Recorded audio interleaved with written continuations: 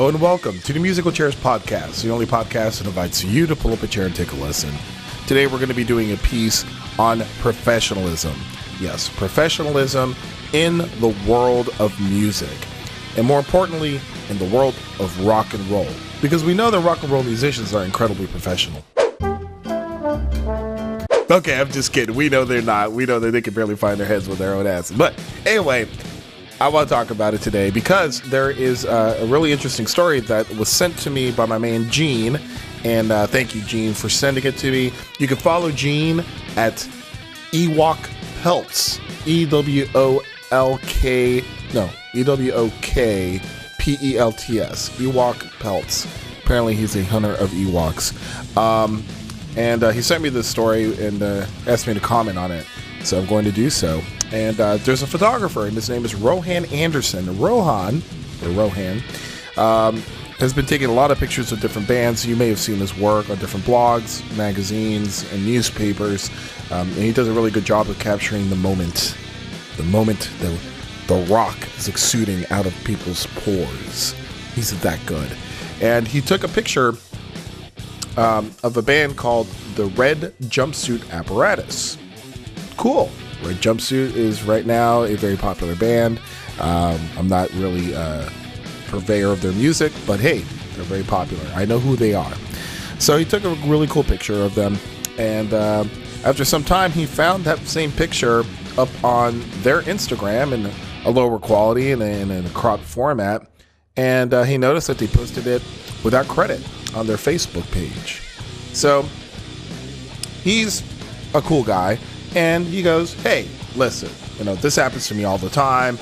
Most bands, who post my pictures and don't ask for credit or don't even give me credit or whatever, I say, hey, he normally just says, hey, can you pull it down? It's my picture. It's copywritten. I don't want you to use it. You could just ask for credit. And they'll say, yeah, sorry, we messed up. Sorry, it won't happen again. And he lets it go, right?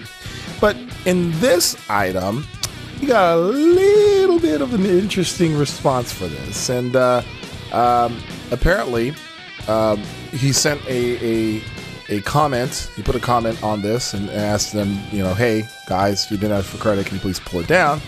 And they responded with putting up a photo credit in the comment section of the picture. And then Anderson said, well, okay, that's cool, but that's not what I asked you to do. I asked you to pull it down and, not use it because it's mine. All right. So he sent him an email. Then he sent him a Facebook message. Hey, guys, not sure if you got both my emails or not, but that image needs to be taken down or I will take this matter further. Thank you. Red Jumpsuit responds with smiley face. And then they go, LOL, go for it. And then they responded to his actual email and they said, you have no legal claim as the photo is credited and is not posted for a monetary gain and features our likeness and image, not yours. Also, you have just gotten yourself banned from any festival or show we ever play in again in that region for life. Congrats. Wow. You banned a guy because you stole his picture with you guys in it and posted it up, and because you're not making money off of it, even though publicity leads to money, so you are somewhere down the road are going to make some money from it, you ban him from any festival or show that they play, that you guys play in the future. Interesting. So he decided, he wrote back and had to school Red Jumpsuit Apparatus as to how copyright actually works. You see, it doesn't work with this magical thing of like, hey, I'm not making money off of it, therefore I'm not infringing on your rights. There's an actual law to it. So Red Jumpsuit needs to open up the book. Yep, look in the book. In the book it says, hey, this is how copyright works. And he does a fantastic job. He writes back that basically, hey, you guys are infringing on my copyright. It's my copyright. And you guys need to apologize for your unprofessional behavior. And if you don't, I'm going to sue you. And so the band writes back via an iPhone, which I'm like, dude, like you just can jump on a computer, but okay, whatever, man. I'm old school. He says, we welcome the lawyer and his response. As for the LOL, it was funny. Life is funny. If you want to take it to another level, or another way, that's fine with us. As for the tables turning remark, our music is everywhere illegally and we let it go like all other professionals. Try it out sometime. Most unknown photographers are happy to have the worldwide known bands use their photos and consider it an honor. You are clearly an example of the opposite. Don't send any more threats or you'll be hearing from our lawyer. Have a nice day. And they go back and forth for a while, and I'll post a link to Anderson's blog down below so you guys can actually read the entire blog post and what was said. But he basically said, dude, I mean, you guys are just wrong on this. You're wrong. Either, apologize and pay me, or I'll sue you. So they went from, listen, guys, can you just take it down and we'll be cool, to, okay, I want you to apologize and pay me. The band, yeah. All right, cool. Didn't want to be cool about that. So here's where it gets even better. So the band got in touch with the editor of the publication that he had photographed for the show. So he was freelancing for a publication. He got in touch with the editor behind his back and basically gave him a not so accurate version of what actually transpired between the two. And basically trying to stab this guy in the back. Man, who's hitting me up on Facebook, man? Come on, I'm trying to do a podcast. Stop hitting me up on Facebook, y'all. All right. Anyway, so they were trying to get him in trouble. So Anderson luckily sent him the entire version of what was going on between the two, and the company blacklisted the band. Awesome. This is what the editor wrote back to Rohan. As I suspected, you have been entirely professional against a barrage of unprofessional juvenile behavior from the band. Rest assured that the band is now blacklisted from, and they won't say the name of the pub. It's a shame that they act in this manner.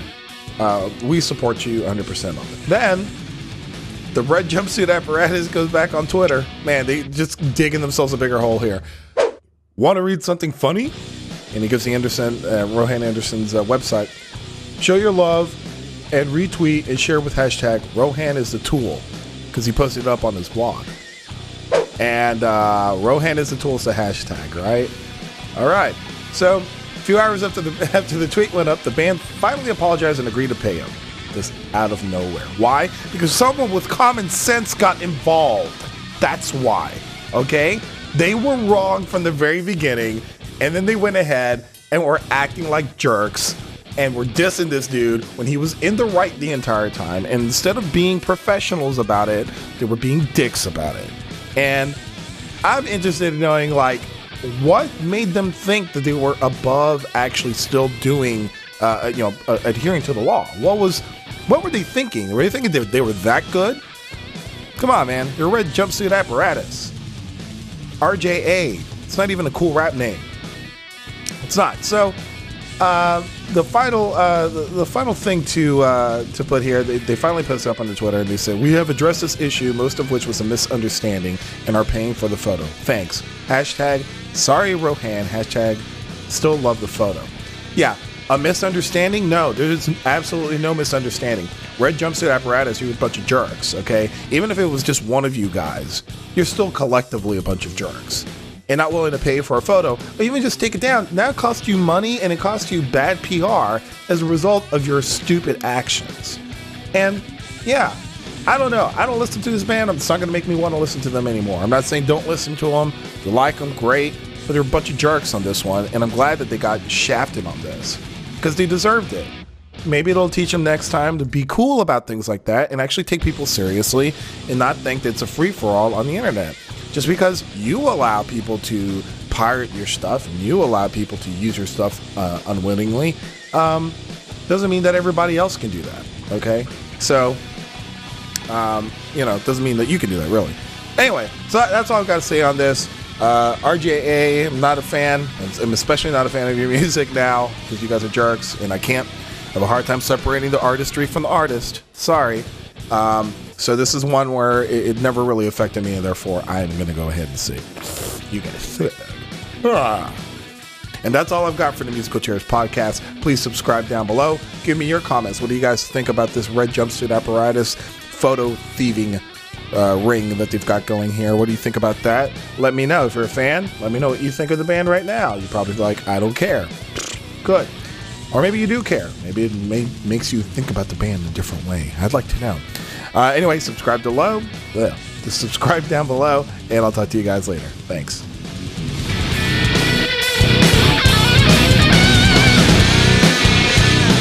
That dude decided to cut his dick off. I'll never be the same. That's right, I said it. He decided to cut his dick off. I'll never be the same. Shit. Now, why would you go ahead and cut your wang off, man? That ain't Courtney cool. Love is as well getting in on it right now, and she has announced that she is contemplating authorizing a Kurt Cobain Nirvana musical to be created, and she is